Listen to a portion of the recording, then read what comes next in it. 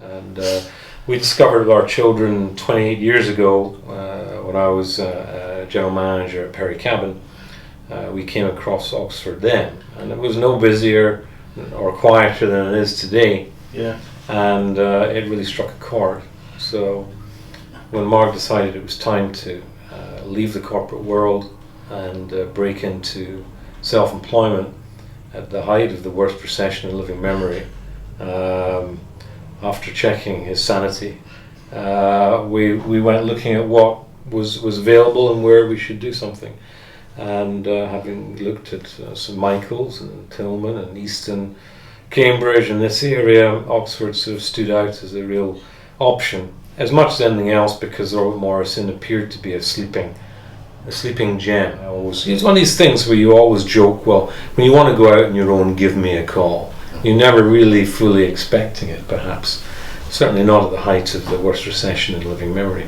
Yeah. But Mark decided enough was enough, and it was time to. And he was right. It was time to. I think that the advantage that we maybe both had from around here, that we were both well established, and that Ian had been at the Inn at Perry Cabin for a couple of years, and then I had been there for 17 years. So a lot of the local community knew who we were, and that that we had a reasonably good reputation. Well, Mark's reputation founded and matured here. 17 years. And he talks about sort of friend of the local artisan and producer, and that's the reality.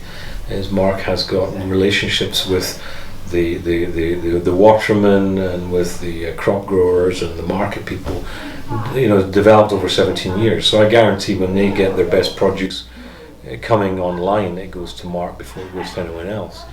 And a long reputation, 17 years. And I love the Eastern Shore, so.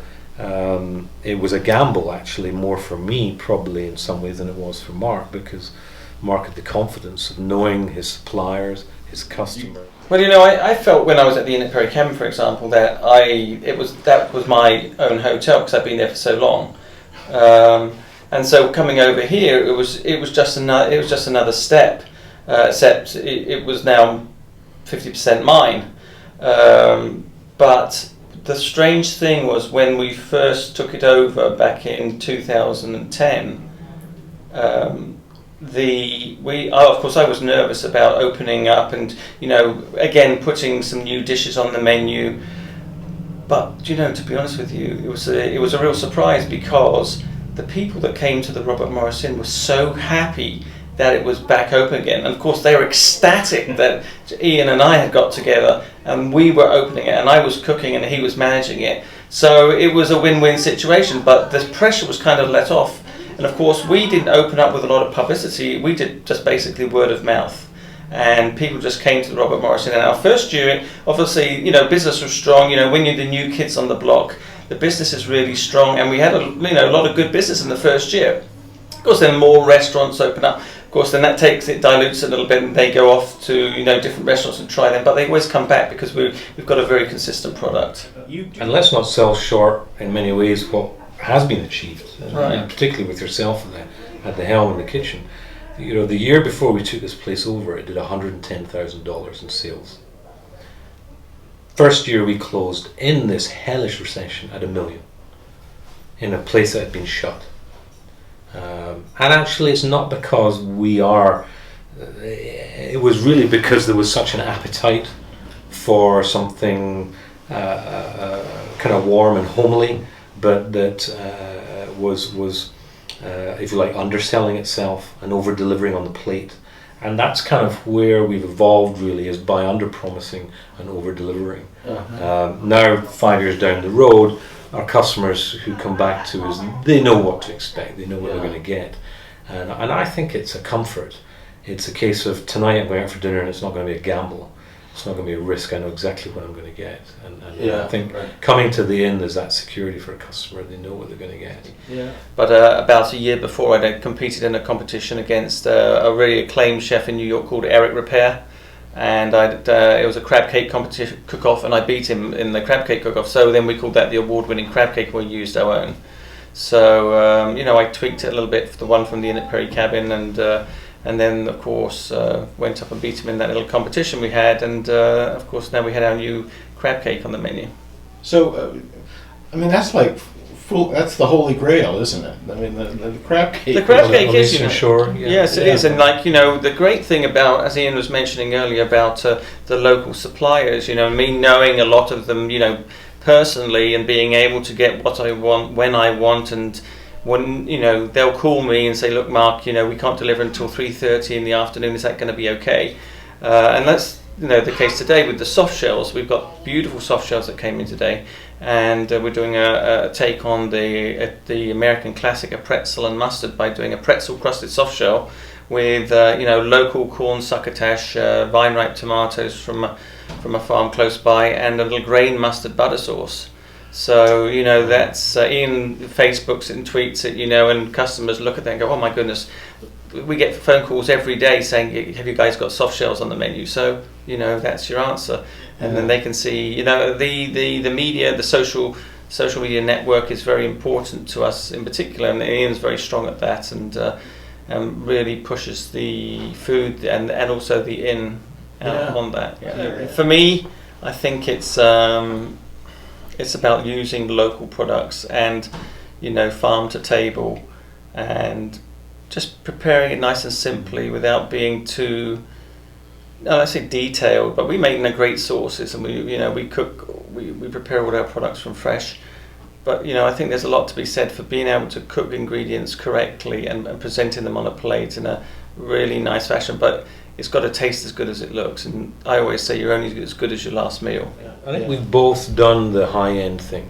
I mean, I've I've managed Michelin star restaurants and hotels, and Mark's been in 4 red stars, and we've done that high-end thing, and it's not as commercially successful as it can be, in that, and you've got a more narrower focus. Whereas the Robert Morrison in Oxford, we've got a lot of capacity here. So our future is making accessible, keep maintaining it accessible. We can move it and shift it and evolve it without going to heady heights and taking it out of the realms of your average person's pocket. Morrison in Oxford offers you a glimpse of old Americana, colonial Eastern Shore, unspoilt and untamed in some respects. And I joke with customers, this is rush hour, this is it. Relax, chill out, this is where you're at.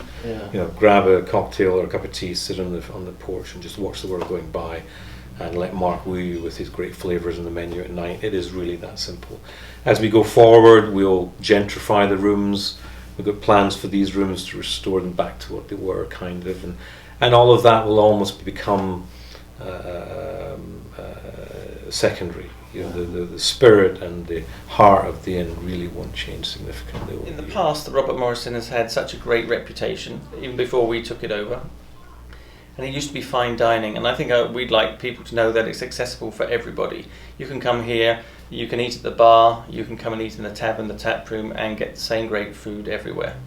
I think Mark pretty much covered it. It's accessibility, and we have so much to offer in terms of outside dining spaces and internal spaces. And more than anything, this building is unique. I was stunned, given the history that this building has lived through, 300 years of the making of America. Yeah. And this building's played an active role throughout these 300 years.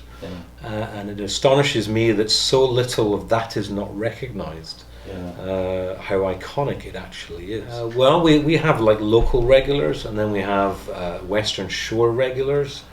And I think the important thing is we are always, we don't take that for granted or get complacent about it. It's, even though they're coming back again and again, they need to feel it's slightly fresh each time.